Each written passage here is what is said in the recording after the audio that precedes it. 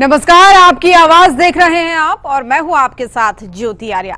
पहलगाम में हुए पर्यटकों पर हमले के बाद से केंद्र सरकार आतंकिस्तान को किसी भी प्रकार से बख्शने के मूड में नहीं है। लिहाजा एक तरफ सीमा पर हमारी सेना चुन चुन कर आतंकियों पर प्रहार कर रही है, तो वहीं दूसरी तरफ देश के अंदर अवैध रूप से रह रहे बड़ी संख्या में पाकिस्तानी और बांग्लादेशियों को निकालकर सीमा पार पहुंचा रही है। आपको जानकर हैरानी होगी कि लाखों की संख्या में देश के तकरीबन सभी राज्यों में पाकिस्तानी और बांग्लादेशी अवैध रूप से रह रहे थे, जो आंतरिक सुरक्षा के लिए एक बड़ा खतरा थे, जिन पर बड़ी स्ट्राइक अब हुई है। ये रिपोर्ट देखिए कि आखिर कैसे देश के संसाधनों पर ये अवैध कब्जा कर रहे थे और नुकसान पहुंचा रहे थे। पहले पूरी खबर देखिए, फिर दीजिए अपनी राय।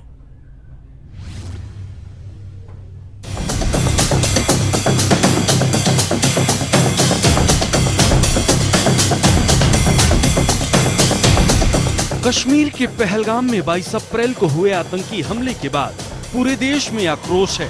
सीमा पर जहां हमारी सेना पाक की नापाक हरकतों का करारा जवाब दे रही है, तो वहीं इस हमले के जवाब में केंद्र सरकार ने कई सख्त फैसले लिए हैं और देश भर में रह रहे पाकिस्तानी अवैध रूप से रह रहे बांग्लादेशी नागरिकों को देश से बाहर निकाला जा रहा है।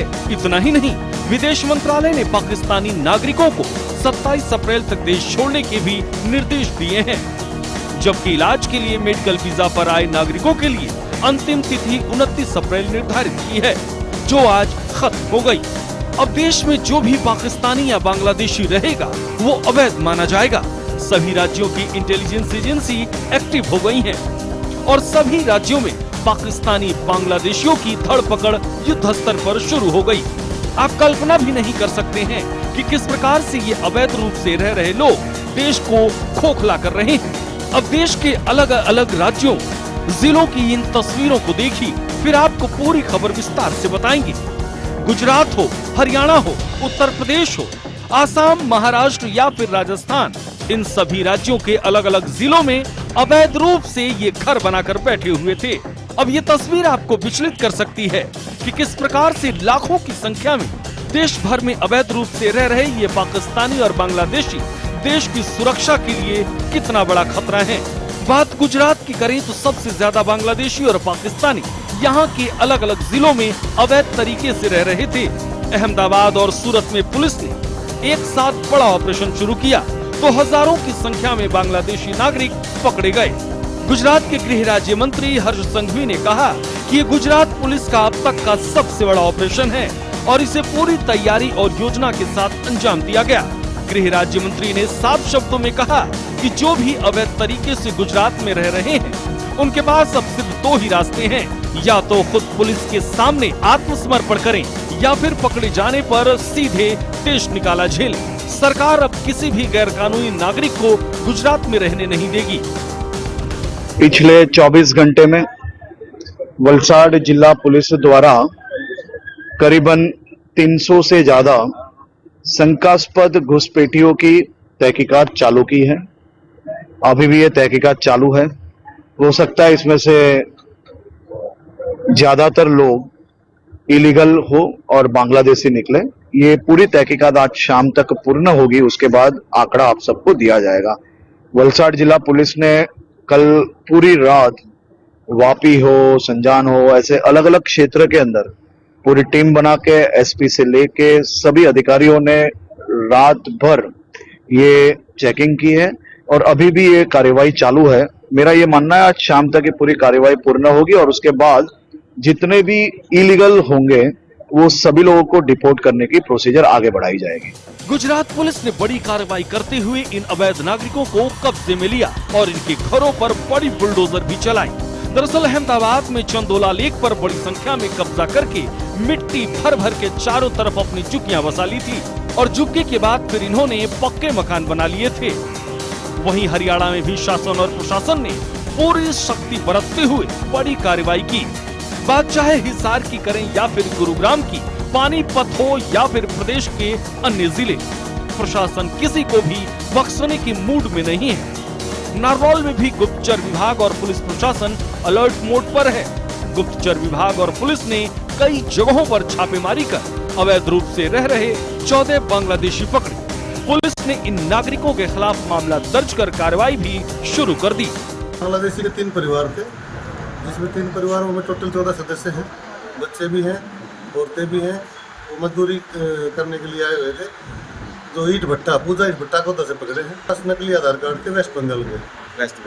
सच्चाई पूछी तो बांग्लादेश की भी। यही हाल कमोबेश देश के अलग अलग हिस्सों से भी है।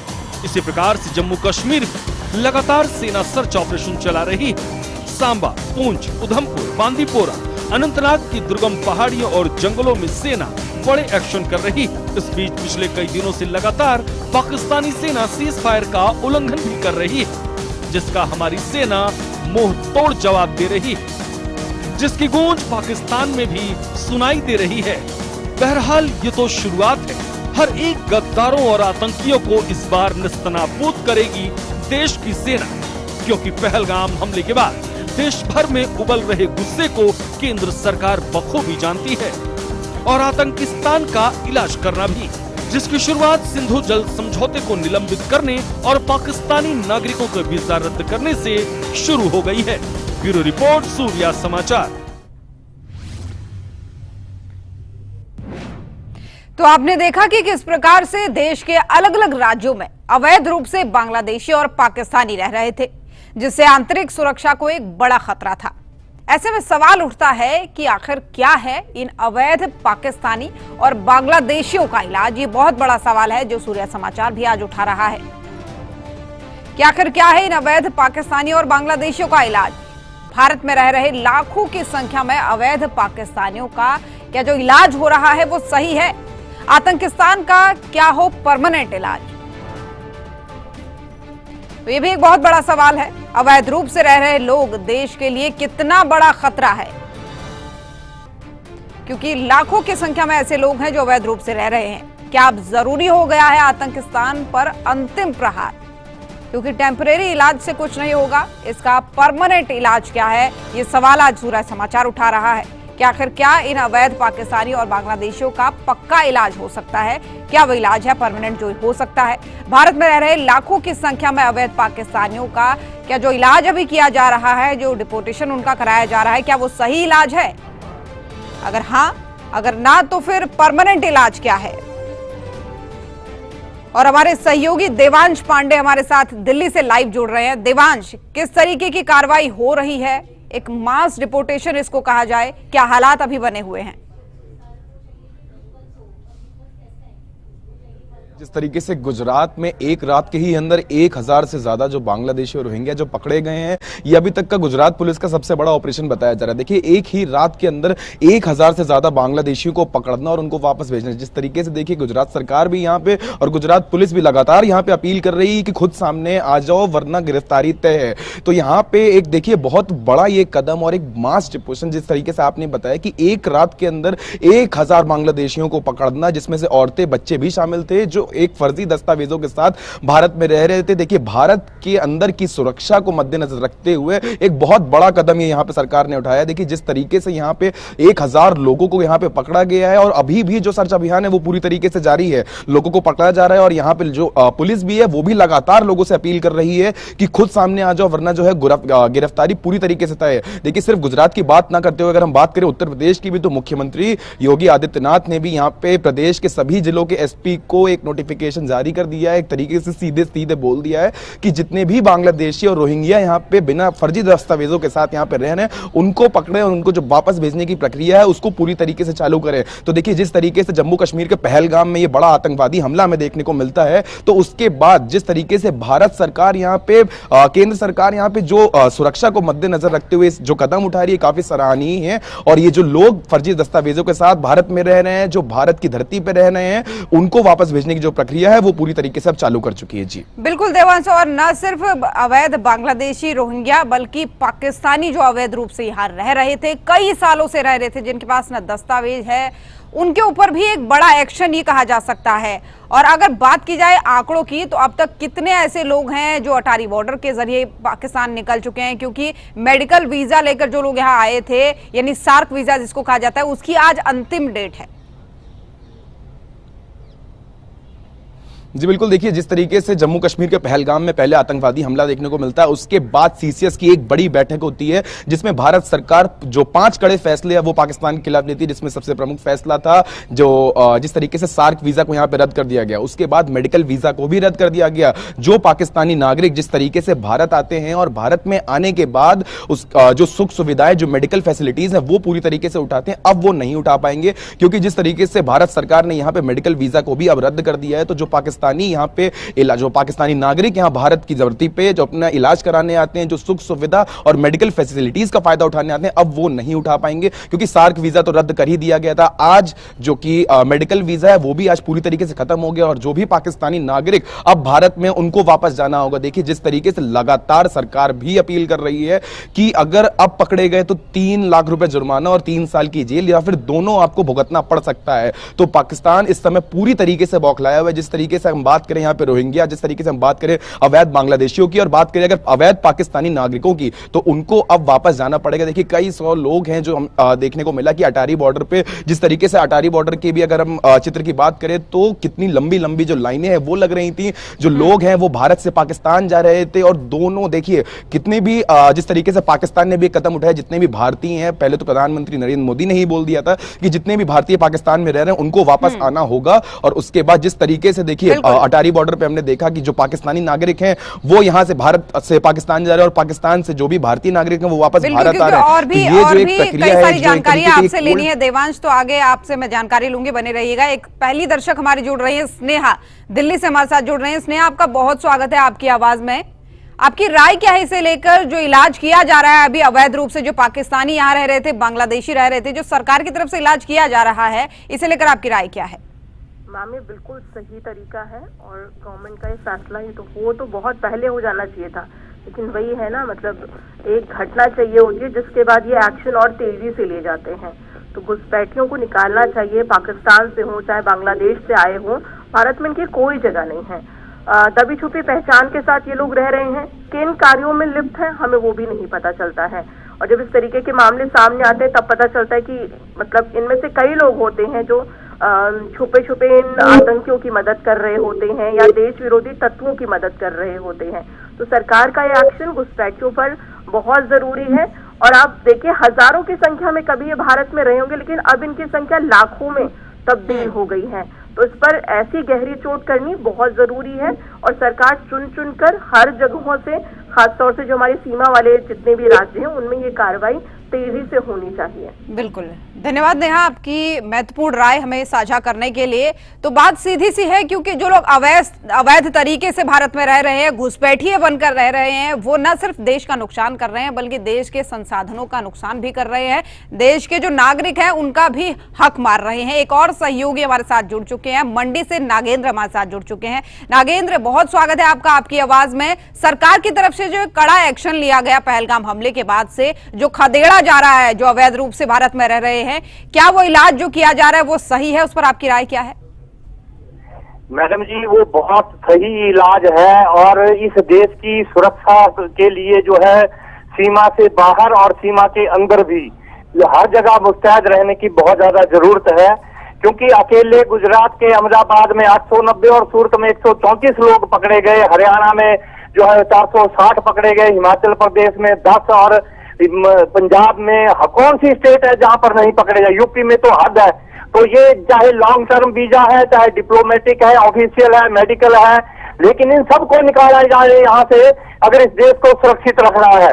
क्योंकि मैडम जी ये तो ऐसा नहीं है कि सिर्फ मुसलमान जो नागरिक है पाकिस्तान है बांग्लादेश के उन्हीं को बाहर निकाला, यहाँ पर रोहिंग्या के खिलाफ ही कार्रवाई हो रही है। यहाँ पर पाकिस्तानी हिंदू तीर्थयात्री जो है उनको भी 27 तारीख तक जो था वो लास्ट अल्टरनेटिव था। तो ये तमाम बातें जो देश की रक्षा सुरक्षा के लिए निहायत लाजमी है, क्योंकि इस देश में सबसे बड़ा खतरा देश के अंदर जो लोग इनके जो स्लीपर सेल बैठे हुए हैं उनसे है, क्योंकि बहुत सारे लोग तो आसाम में और दूसरी जगह पे अलकायदा के स्लीपर सेल पकड़े गए, दूसरे लोग पकड़े गए। तो ये इन तमाम बातों को मद्देनजर रखते हुए इनको अविलंब जो है देश से बाहर किया जाए, और जो सीमा पे जो फायरिंग जो चल रही है उसका भी माकूल जवाब हिंदुस्तान की सरकार दे रही है। जहां तक ये पानी बंद करने की बात है, इनको जिस तरह से डैमों को खाली किया जा रहा है, जब गर्मियां पड़ेंगी तो इनको तुरंत सारे पानी को रोक दिया जाए ताकि पाकिस्तान के लोगों की चीखें निकले और वहां की सरकार जो है वो त्राहिमाम करे। जय हिंद। ठीक है नागेंद्र जी, बहुत धन्यवाद आपका, आपकी महत्वपूर्ण राय हमारे साथ साझा करने के लिए। तो मंडी से जुड़े थे नागेंद्र दर्शक और अपनी महत्वपूर्ण राय उन्होंने साझा की कि जितने भी एक्शन लिए जाए वो कम ही होंगे आतंकिस्तान के खिलाफ। तो एक और दर्शक हमारे साथ जुड़ रहे हैं, अनुराग हमारे साथ जुड़ रहे हैं। अनुराग, बहुत स्वागत है आपका, आपकी आवाज में। मेरी आवाज आप तक पहुंच रही है? चलिए ठीक है, फिर जुड़ेंगे अनुराग आपके साथ। तकनीकी खामी के कारण आपका कॉल कट गया। एक और कॉलर हमारे साथ जुड़ रहे हैं, नरेश फरीदाबाद से जुड़ रहे हैं। नरेश, बहुत स्वागत है आपका, आपकी आवाज में। सरकार इलाज तो कर रही है उन घुसपैठियों का जो अवैध तरीके से भारत में रह रहे हैं, चाहे वो पाकिस्तानी हो या फिर बांग्लादेशी हो, लेकिन क्या ये परमानेंट इलाज है? ऐसा क्या इलाज आपकी राय में हो सकता है कि आने वाले समय में लोग अवैध तरीके से भारत में घुसने की सोचे भी ना?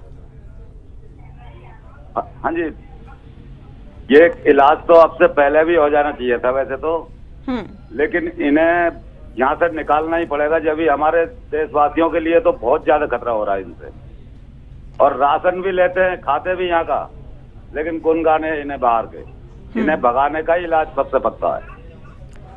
चलिए ठीक है नरेश जी, बहुत धन्यवाद आपका अपनी राय हमारे साथ साझा करने के लिए। तो दर्शकों का भी यही कहना है कि पाकिस्तान के खिलाफ जितने कदम लिए जा रहे हैं वो तो महत्वपूर्ण है ही है, लेकिन इस तरीके के कदम लगातार उठाए जाए ताकि पाकिस्तान के और आतंकिस्तान के उन लोगों की अकल ठिकाने आए जो अवैध तरीके से भारत में घुसने की सोचते हैं, भारत का ही खाके भारत का ही गलत करने की सोचते हैं। हमारे सहयोगी लगातार हमारे साथ बने हुए हैं, देवांश दिल्ली से। देवांश, देखिए ये जो एक्शन लिया जा रहा है अभी, क्योंकि जब भारत ने एक्शन लिया सीसीएस की बैठक के बाद तो उसके बाद से पाकिस्तान भी तिलमिला उठा और उसने भी कुछ इस तरीके के फैसले लिए कि भाई जो वहां पर भारतीय रह रहे हैं वो भी तुरंत प्रभाव से छोड़े। तो वो कितने लोग हैं जो अब तक भारत में पहुंच चुके हैं? जी बिल्कुल, देखिए जिस तरीके से यहाँ पे भारत ने इस पहली सीसीएस की बैठक में जो बड़ा फैसला लिया कि जितने भी पाकिस्तानी हैं उनको पाकिस्तान वापस लौटना होगा, तो देखिए एक दिन में देखिए जिस तरीके से 237 पाकिस्तानियों को बॉर्डर क्रॉस करते हुए देखा था हमने, तो अटारी बॉर्डर पे जिस तरीके से एक लंबी लंबी जो कतारें हैं वो देखने को मिल रही थी, लंबी लंबी लाइनें जो हैं वो देखने को मिल रही थी। उसी तरीके से देखिए जिस तरीके से प्रधानमंत्री नरेंद्र मोदी ने भी ये कहा कि जो भी भारतीय इस वक्त पाकिस्तान में है उनको भी भारत वापस आना होगा। तो उसके बाद देखिए जिस तरीके से प्रधानमंत्री नरेंद्र मोदी ने ये जो कड़ा कदम यहाँ पे पाकिस्तान के खिलाफ उठाया था, उसके बाद पाकिस्तान पूरी तरीके से तिलमिला उठा है। अब देखिए दूसरी सीसीएस की बैठक कल सुबह 11 बजे होने वाली, तो पूरा जिस तरीके से देखिए सूर्य समाचार के सभी दर्शक भी हमारे साथ जुड़ रहे हैं, तो एक आक्रोश उनकी बात करने से देखने को मिल रहा है कि ये जो गुस्सा पाकिस्तान के खिलाफ सबके अंदर भरा हुआ है वो आखिर कब तक ये चलता रहेगा। कि देखिए जिस तरीके से कल भी एक सीसीएस की बड़ी बैठक है, तो उससे भी लोग काफी जो बड़ी उम्मीदें हैं वो लगा के रख रहे हैं कि कल भी हो सकता है कि कुछ बड़े फैसले यहाँ पे जो भारत है वो पाकिस्तान के खिलाफ ले। देखिए जिस तरीके से पहली सीसीएस की बैठक हमने देखी उसमें भी जो 5 बड़े फैसले थे, पहली बैठक के बाद ही पाकिस्तान की रीढ़ की हड्डी कहीं ना कहीं भारत ने पूरी तरीके से तोड़ दी थी और पाकिस्तान को अंदर से ही खोखला कर दिया था। उसके बाद जिस तरीके से यहाँ पे डिजिटल खोखलेपन के बाद जो पाकिस्तान लगातार तिलमिला रहा है वो भी हम दर्शकों को लगातार दिखा रहे हैं। देवांश, रोकूंगी क्योंकि दर्शक हमारे साथ लगातार जुड़ रहे हैं और उनकी राय जानना बहुत महत्वपूर्ण हमारे लिए हो जाता है। कैलाश हमारे साथ जुड़ रहे हैं इंदौर से, एक और दर्शक। कैलाश जी, बहुत स्वागत है आपका, आपकी आवाज में।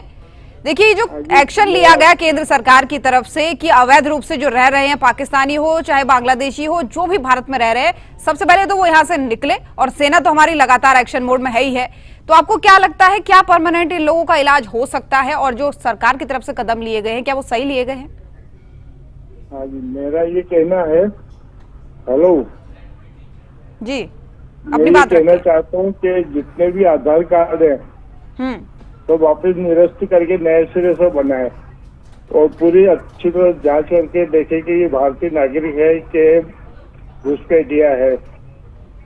उससे देश में स्थिति क्लियर हो जाएगी कितने घुसपैठिए रह रहे हैं। ये लाखों में नहीं करोड़ों में घुसपैठिए हैं। बिल्कुल, निश्चित तौर पर वो हमारे देश के लोगों का हक मार रहे हैं। फिलहाल बहुत धन्यवाद कैलाश जी अपनी बेशकीमती राय हमारे साथ साझा करने के लिए। तो एक और दर्शक हमारे साथ जुड़ रहे हैं, बलिया से अशोक हमारे साथ जुड़ रहे हैं। अशोक, बहुत स्वागत है आपका, आपकी आवाज में। क्या कहना है, क्या है आपकी राय जो किया जा रहा है इन पाकिस्तानियों और अवैध बांग्लादेशियों का इलाज जो घुसपैठ करके यहाँ पर भारत में रह रहे हैं?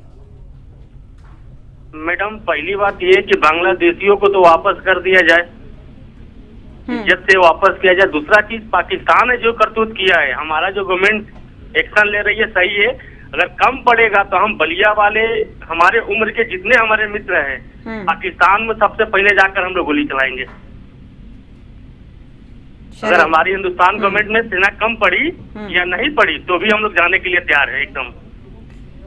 ठीक है अशोक, बहुत बहादुरी की बात आपने कही, बहुत धन्यवाद आपका अपनी राय रखने के लिए। तो देखिए, दर्शकों के अंदर गुस्सा भी है और लगातार उनके अंदर ये भी है कि जो एक्शन सरकार की तरफ से लिए जा रहे हैं बिल्कुल सही है और हम भी देश की सेना के साथ खड़े हैं, ये कहना है हमारे दर्शकों का भी जो हमारे साथ जुड़ रहे हैं, अपनी राय साझा कर रहे हैं। देवांश क्योंकि लगातार हमारे साथ बने हुए हैं। देखिए देवांश, ये जज्बा लोगों में भी है कि अगर सेना कम पड़ी तो हम भी जाएंगे। हालांकि हमारी सेना जो है वो पाकिस्तान के मुकाबले लगभग दुगनी है, तो ऐसा सवाल ही पैदा नहीं होता, लेकिन फिर भी जो लोगों का जज्बा है और जो लोगों के अंदर जो जुनून है देश के लिए कुछ कर गुजरने का, वो बताता है कि वाकई में लोगों को हमारे देश से कितना प्यार है, हमारे भारतवासियों को। लेकिन सबसे जरूरी बात यह भी है कि जो तस्वीरें हम लगातार दर्शकों को दिखा रहे हैं, चाहे वो महाराष्ट्र की हो, चाहे वो उत्तर प्रदेश की हो, चाहे फिर वो किसी अन्य राज्य की हो, तो इतने समय से जो लोग यहाँ पर रह रहे थे उन्होंने हमारे संसाधनों का कितना हनन किया।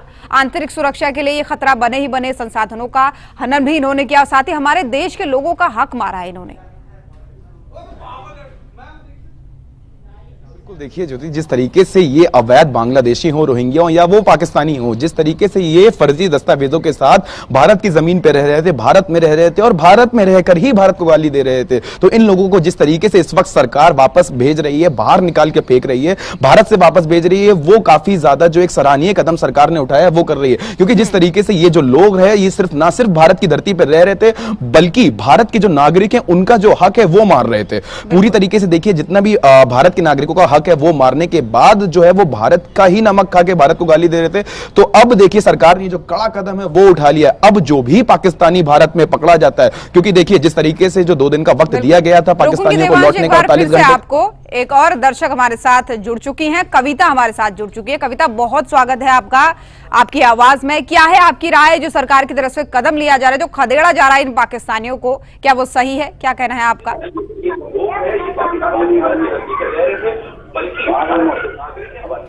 मेरी आवाज आप तक पहुंच पा रही कविता? हेलो, मेरी आवाज आप तक पहुंच पा रही है? अपनी राय दें इस मुद्दे पर, जो सरकार कर रही है इन आतंकिस्तानियों के खिलाफ, पाकिस्तानियों के खिलाफ, क्या वो एक्शन सही है? आपकी राय क्या है? जी सही है, इनको बाहर निकाला जाए हमारे देश से। चलिए ठीक है, बहुत धन्यवाद आपका, आपकी राय साझा करने के लिए। प्रभात हमारे साथ जुड़ गए हैं, एक और दर्शक छत्तीसगढ़ से। प्रभात, आपकी राय क्या है? जो इलाज किया जा रहा है इन पाकिस्तानियों का देश से बाहर निकालकर, क्या ये सही है?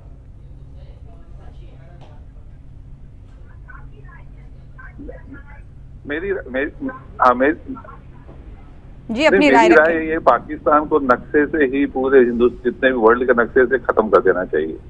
इनको अब खुद के भारतवासियों के सैनिकों को सीधी सपोर्ट करना चाहिए। चलिए ठीक है प्रभात, बहुत धन्यवाद आपका, आपकी राय साझा करने के लिए।